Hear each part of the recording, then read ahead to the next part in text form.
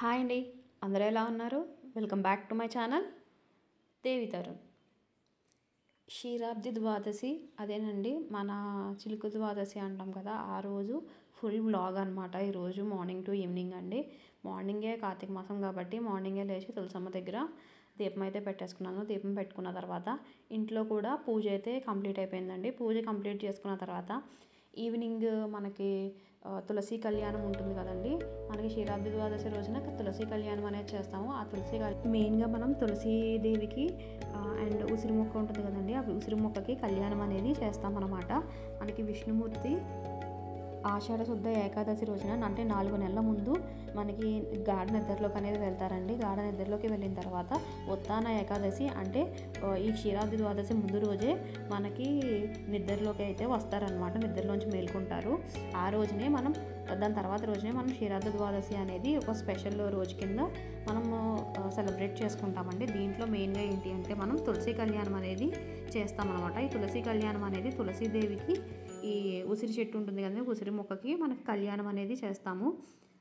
మనకి విష్ణుమూర్తి, లక్ష్మీదేవి, బ్రహ్మ మనకి బృందావనాన్ని చేరుకున్నప్పుడు విష్ణుమూర్తిని మనం పూజిస్తామన్నమాట. ఇలా హోల్ హార్టెడ్గా మనం పూజించాము అంటే మనకి ఐశ్వర్యాలు, ఆరోగ్యాలు అన్నీ మంచిగా వస్తాయి అన్నమాట.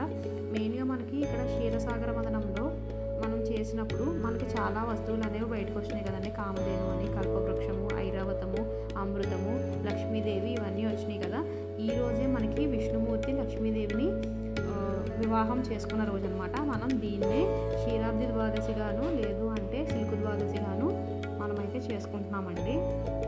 మనకి కార్తీక మాసంలో దీపాలు వెలిగించడం అనేది ఎంత ప్రత్యేకతో, అలాగే ఈ ద్వాదశి రోజున పౌర్ణమి రోజుల్లో మనకి మనం ఎన్ని దీపాలు వెలిగిస్తే అంత మంచిదని చెప్తారండి పురాణాల ప్రకారం. పూజా ప్రిపరేషన్స్కి అయితే వెళ్ళిపోదామండి. ముందుగా నేనైతే ఇక్కడ పిండి దీపాలు అనేది రెడీ చేసుకుంటున్నాను. ఇలా 3 పిండి దీపాలు అనేది పెడతానండి.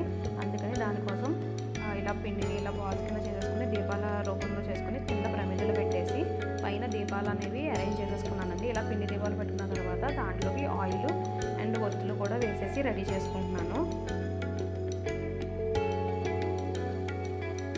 చాలామంది ఉసిరి దీపాలు కూడా పెడతారండి.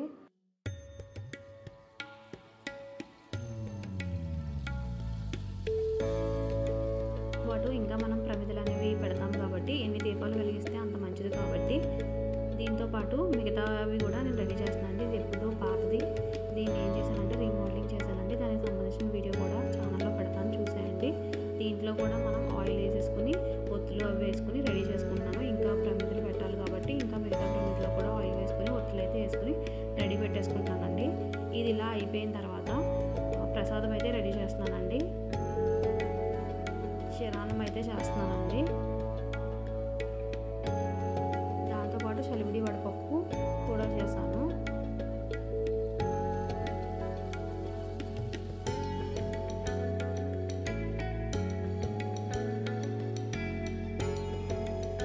ఇలా ప్రసాదాలు కంప్లీట్ అయిపోయిన తర్వాత బయట తులసమ్మ దగ్గరికి వచ్చి తులసమ్మ కూడా కొంచెం పసుపు రాసి కుంకుమ పొట్లు అవి పెడుతున్నానండి. ఇలా కుండీకైతే నామాలు పెట్టేస్తున్నాను.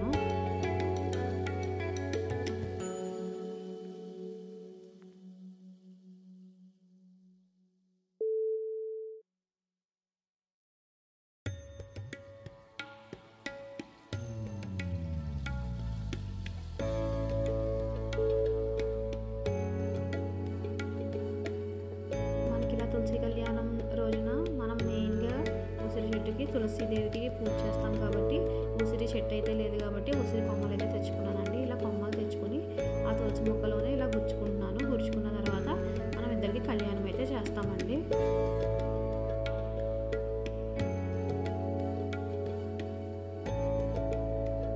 ఇలా గుచ్చుకొని దీనికి పసుపు రాసి కుంకుమ అవన్నీ పెట్టి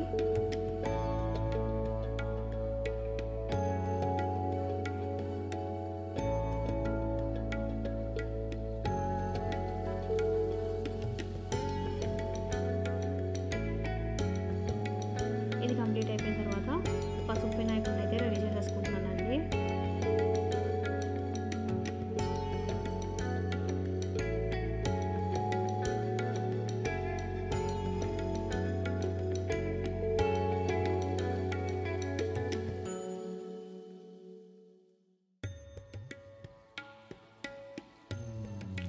ఇలా అయితే అన్నీ రెడీ చేసుకొని ముందే పెట్టేసుకున్నానండి. పిండి దీపాలు, ప్రసాదం, పసుపు వినాయకుడు, అదేమో కృష్ణుడికి మాల అండి, తులసి మాల అనమాట.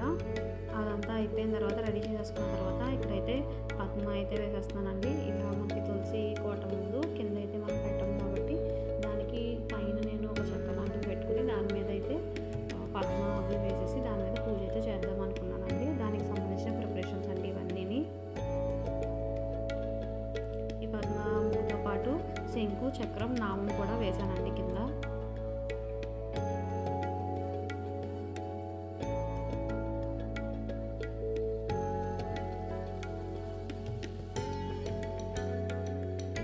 ఇలా మనకి పద్మ అనేది కంప్లీట్ అయిపోయిన తర్వాత దాంట్లోనే పసుపు వినాయకుడిని పెట్టేసి మా ఇంట్లో చిన్న వినాయకుడి ప్రతిమ ఉందండి, అది కూడా పెట్టుకున్నాను నేను. పెట్టుకొని పువ్వులు అవి అయితే పెట్టి ఫస్ట్ వినాయకుడికి అయితే పూజ చేసుకుంటాం. మనం మెయిన్గా ఏ పూజలైనా ఫస్ట్ వినాయకుడి నుంచే స్టార్ట్ చేస్తాం కాబట్టి ఇక్కడ కూడా ఫస్ట్ వినాయకుడి దగ్గర నుంచే స్టార్ట్ చేసేస్తున్నామండి. మా ఇంట్లో పెద్దది కృష్ణుడి బొమ్మ లేదు కాబట్టి చిన్న కృష్ణుడి బొమ్మ ఉంది, అదైతే పెట్టుకుని దానికైతే తులసి మాల అయితే వేస్తానండి. తులసి మాల వేసేసుకుని మిగతా దీపాలు అవన్నీ ఉన్నాయి కదండి, అవన్నీ కూడా అరేంజ్ చేసేసుకున్నాము.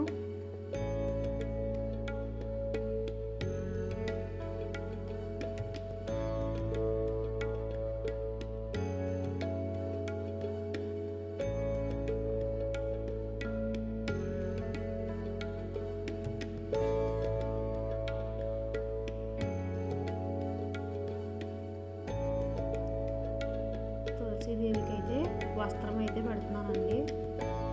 ఇలా మన జాకెట్ ముక్క ఉంటుంది కదా, నా జాకెట్ ముక్క అయితే ఇలా వస్త్రం కింద పెడుతున్నాను.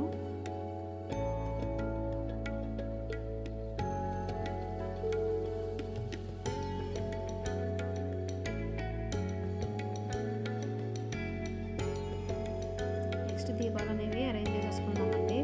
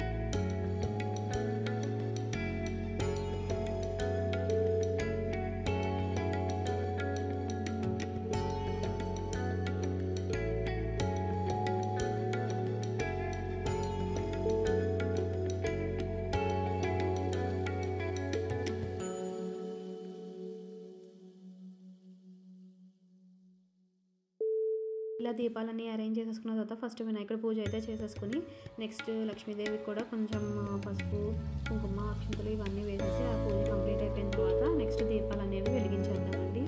దీపాలన్నీ వెలిగించేసిన తర్వాత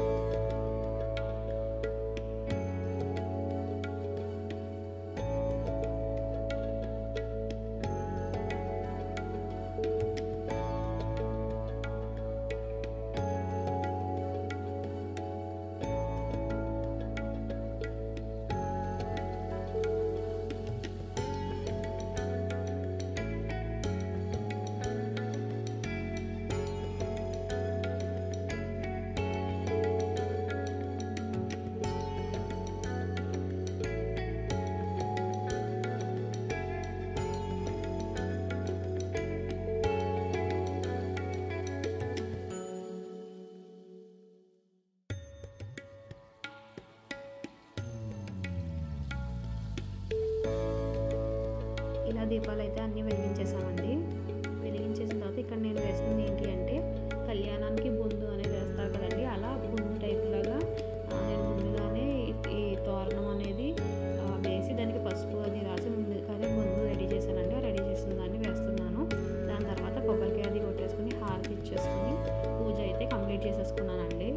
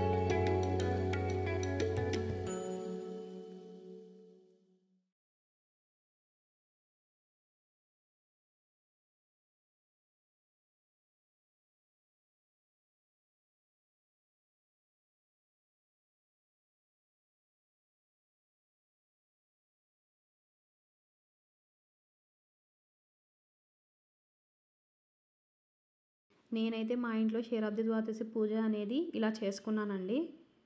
ఈ వీడియో కనుక మీకు నచ్చినట్టయితే please like, share and subscribe to my channel. Thank you for watching.